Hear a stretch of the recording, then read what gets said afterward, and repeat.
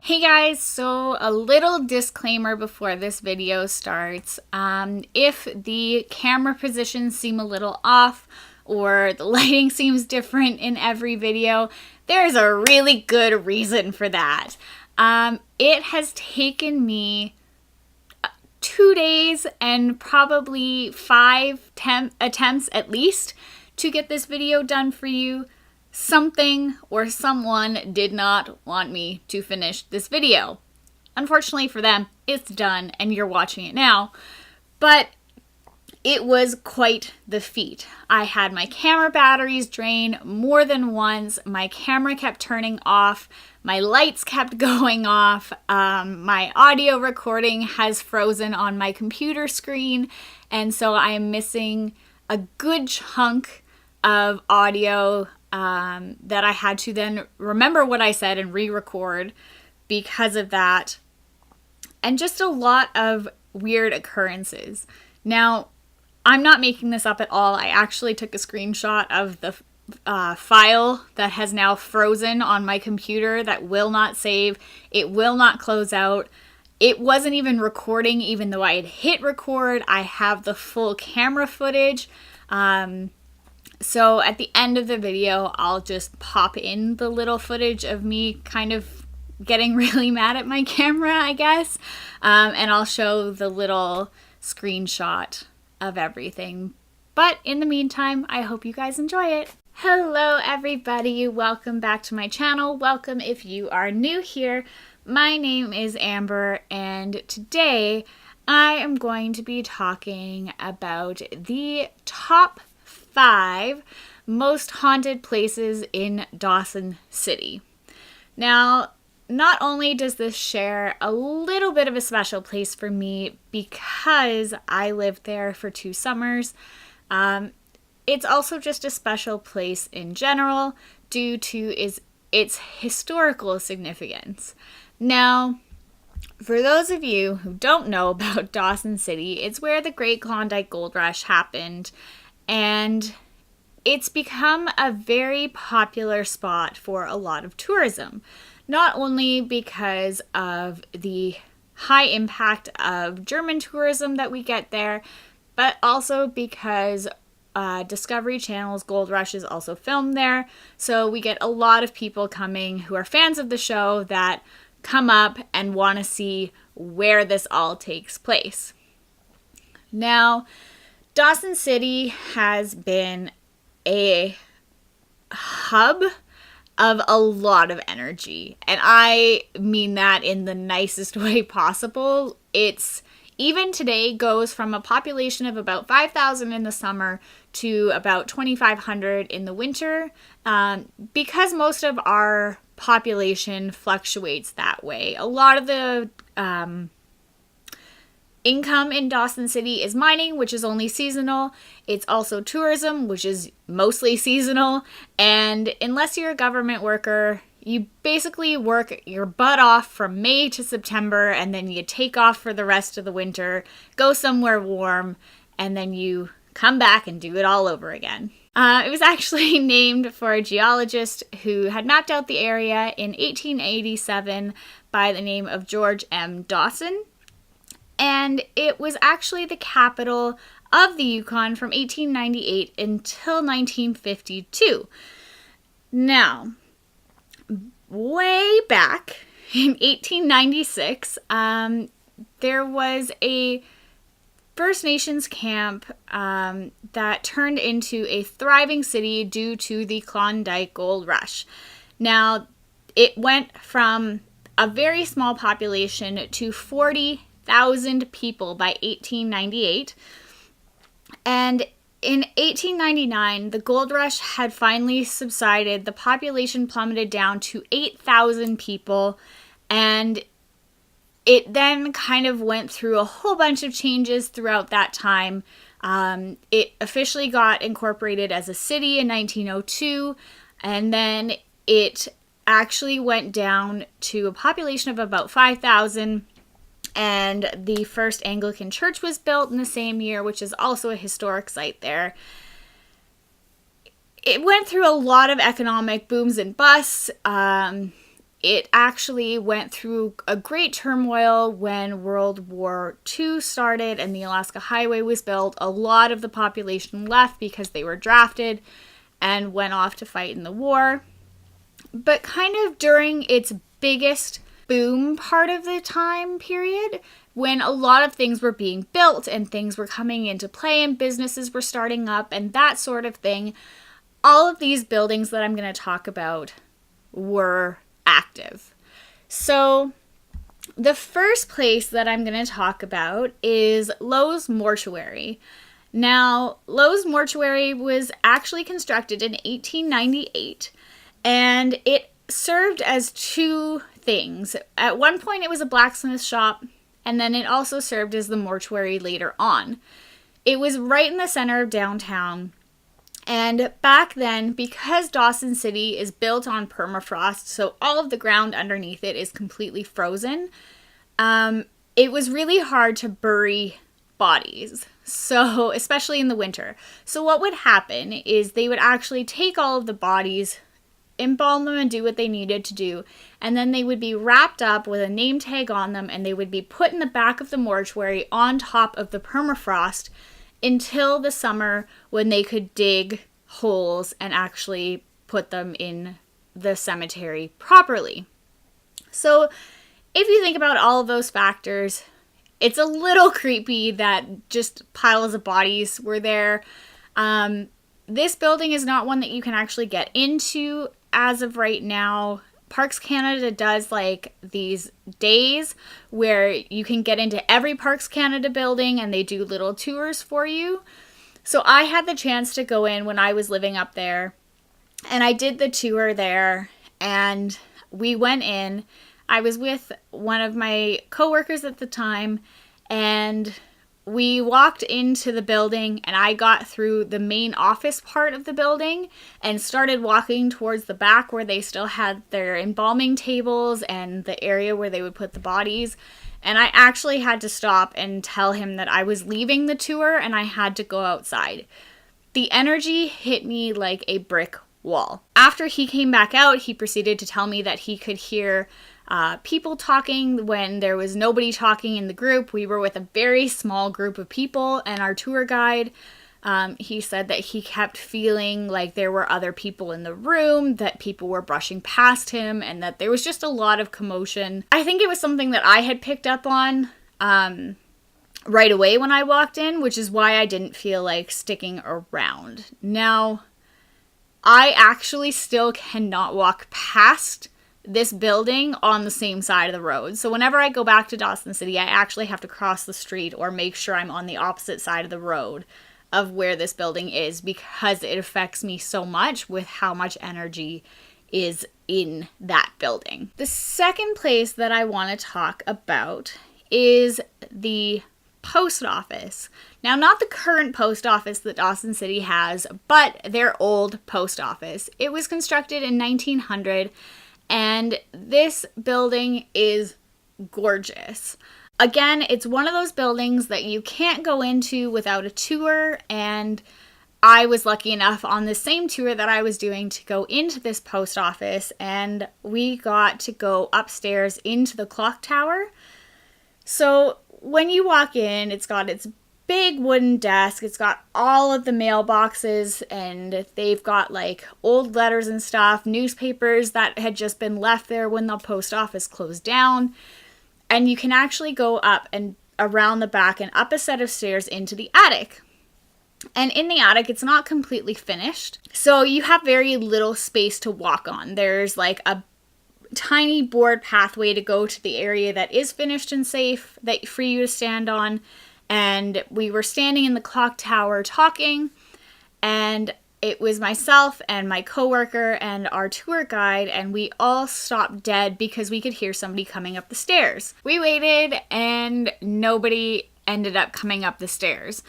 So we actually kind of like looked at our tour guide and said like, hey, did you hear that? Were we going crazy? What's going on? And she looks at us and says, actually, this place is extremely haunted. That happens all the time.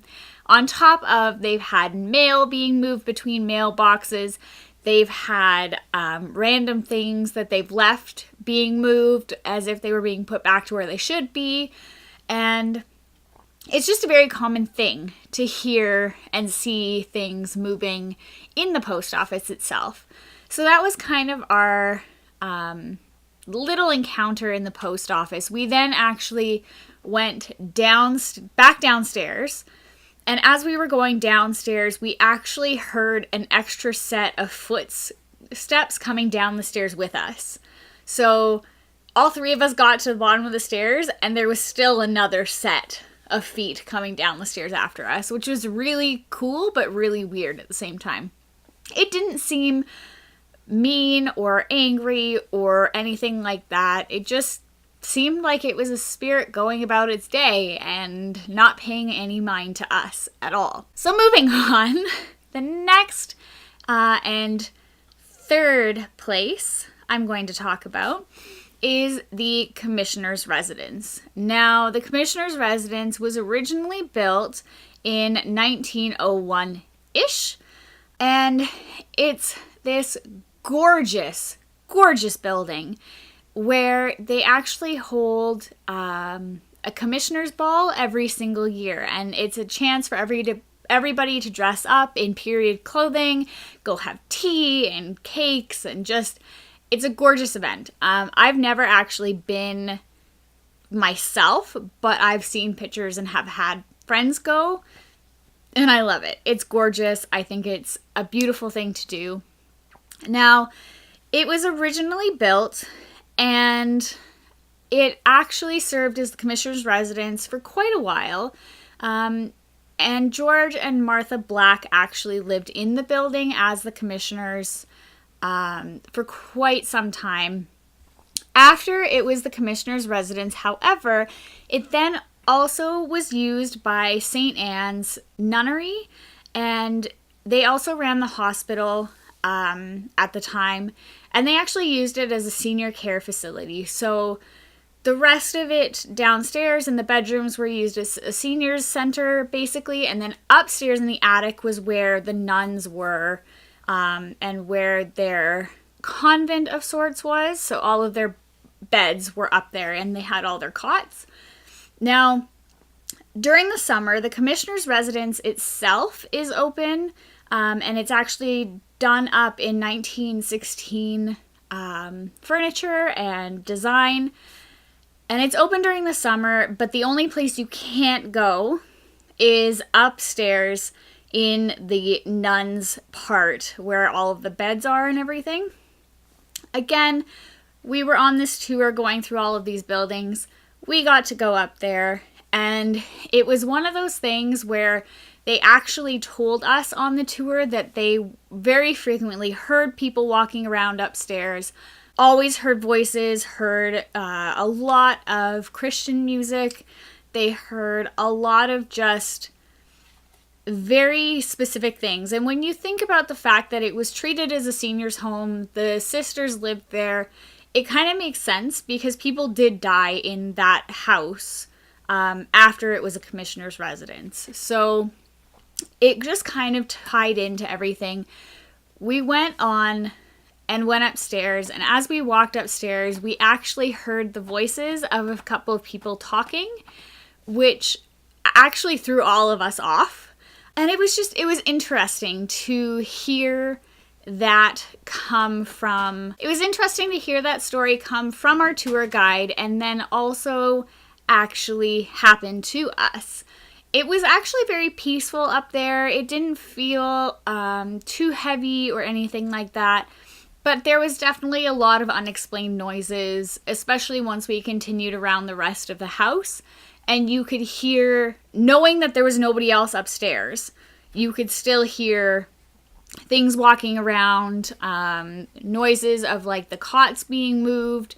And it just seemed like a very active place. So that was kind of cool. People still say that they hear and see things in the commissioner's residence. And again, most of these places in Dawson City are not malevolent. They're not like scary to the point of being terrifying. They just tend to be really overwhelming. And I mean, that's not necessarily a bad thing. So I think Dawson City is one of the better places to go if you want like haunted ghost town. The fourth place that I am going to mention on my list is the Palace Grand Theater. Now, this theater went through hell and back again. It was originally built way back in 1899. Now, it was the brainchild of Arizona Charlie, and it was actually designed by a Portland architect, and it was originally called the Palace Grand Theater. It was also known as the Grand Opera House, and it was amazing. It was one of 5 theaters that actually existed in Dawson City at the time, and they basically all ran along the same block of buildings. The Palace Grand was briefly renamed the Nugget Dance Hall in 1938, and then it started to fall in quite disrepair. It then took the Klondike Visitors Association and Parks Canada to join forces, and they declared it a National Historic Site, and they actually took on restoring and rebuilding this building. Now, the building that stands there today that you can still go into is not necessarily the original building, but what has been reconstructed to the same specifications.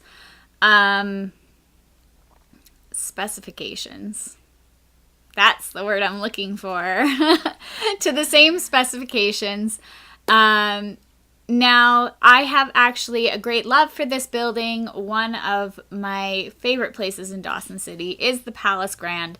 It is completely done to look at how it should have been when Arizona Charlie first imagined the building itself. Now, my love for it is very deep-seated in the fact that it is a very calm place. It is quite peaceful. I love going there. I love being there. And honestly, if there are any spirits in the building, they're all happy. And I mean, who wouldn't be when you're going to the theater?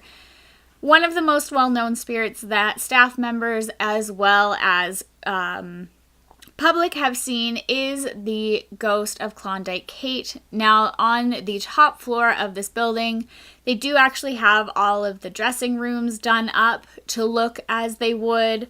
And one of them, they do believe, is Klondike Kate's dressing room, so they do have it completely set up and roped off, but has like all the mirrors and dresses and feather boas and everything all over the place. Now, I can't say whether or not I've actually seen her or if I have seen other performers who have been there, but when I have gone in, I have seen people walking on the balconies, people performing on stage. The sound of music has played.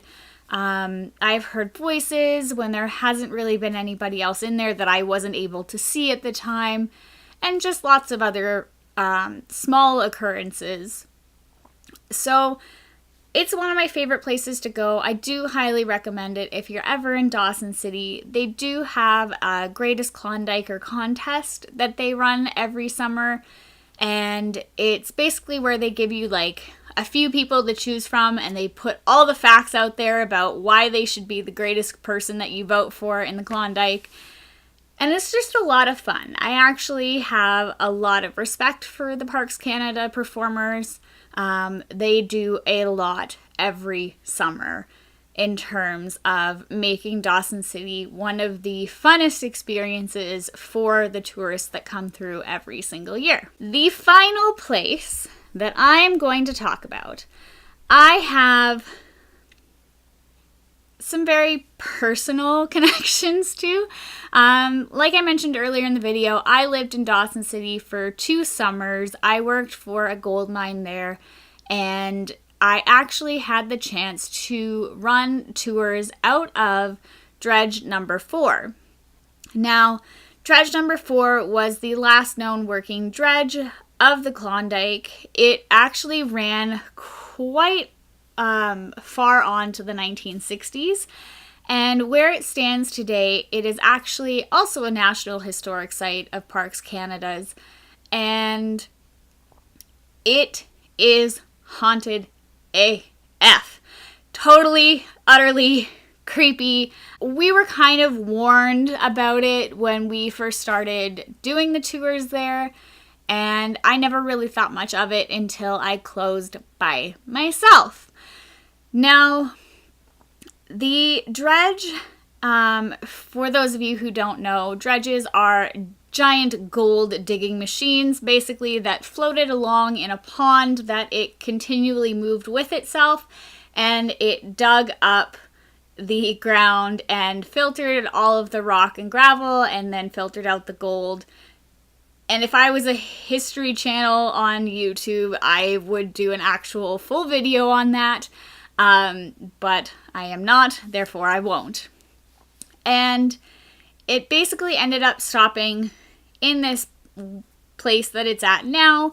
They've gone through a lot of work restoring it, allowing it to be fixable and walkable so that you can go up and through the entire thing. When you go into the dredge, you walk into the main deck area and there is machinery everywhere. One of the things that we actually used to talk about on the tours was the creepy side of the dredge. So a number of things have happened there. You can still very much hear those things.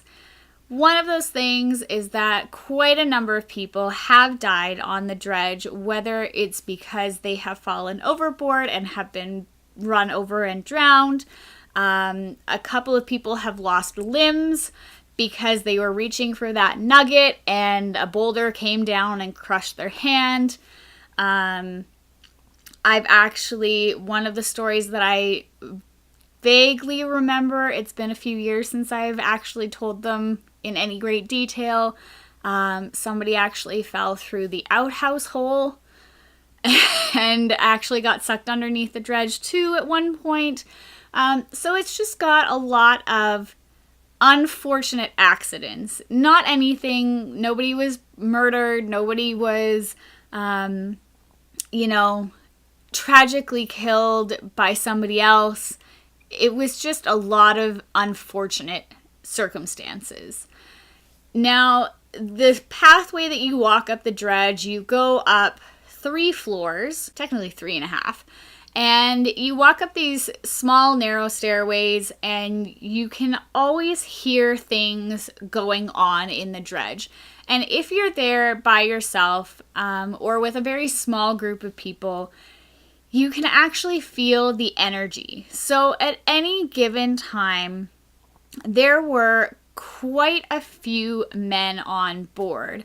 So you can just feel, they used to say that you could actually hear the dredge running in Dawson City. Now the dredge is about 20 kilometers out of town.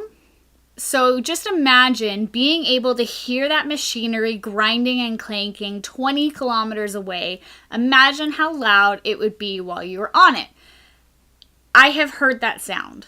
I have experienced that sound in person. I know exactly what it sounds like. Prior to doing the tours, we had actually been given a video to watch that has like old film footage of the dredge running, and you kind of get a sense of it, but it's loud. Like, you are literally standing next to exposed machinery grinding 24/7. How people that came out of there are not deaf is beyond me, because they probably are and they just don't talk about it. That sound alone is one of many things that has been experienced on that ship. You always feel people running by you. I've heard people yelling. I have heard tools clanking. I have heard screeching halt of dredge buckets stopping. I have heard, the dinner bell that they used to ring whenever the dinner was ready.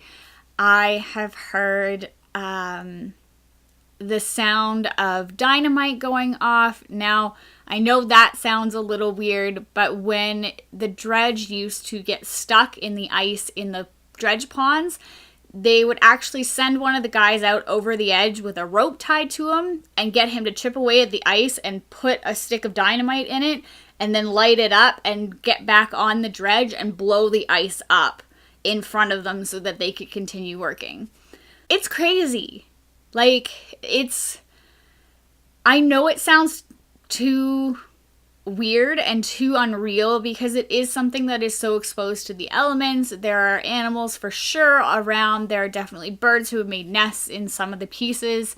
But Parks Canada has been working really, really hard to restore it so that there are no animals on board and you still hear a lot of the commotion. Those are my top 5 haunted places in Dawson City. I can definitely make about 20 more videos. There are way more than 5 places that I would consider haunted, but those were the ones that I wanted to start off with.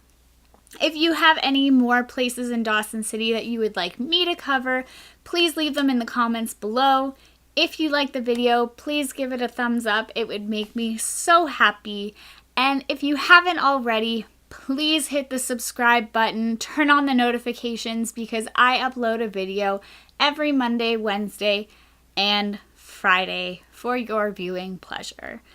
I think that's all for me tonight, and yeah, I'll see you guys next time. You noticed that the light went dimmer, didn't you? Is that why you asked? No, it hadn't gone dim.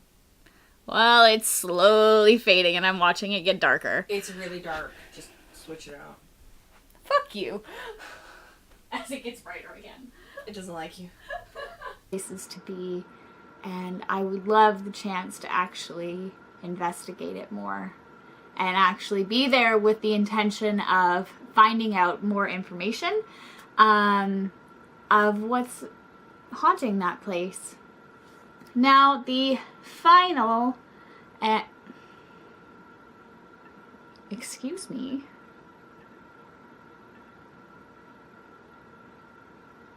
Why are you not recording? The camera is, the audio is not. You hit record. Yep. I did.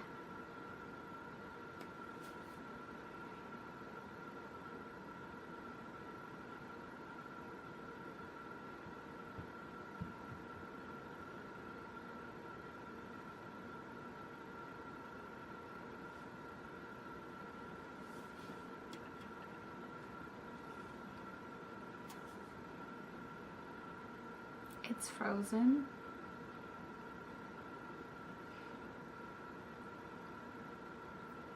Something really doesn't want me to finish this video about Dawson. Like at all. When you do finally finish it, you're gonna have to record a little clip about that. Yeah.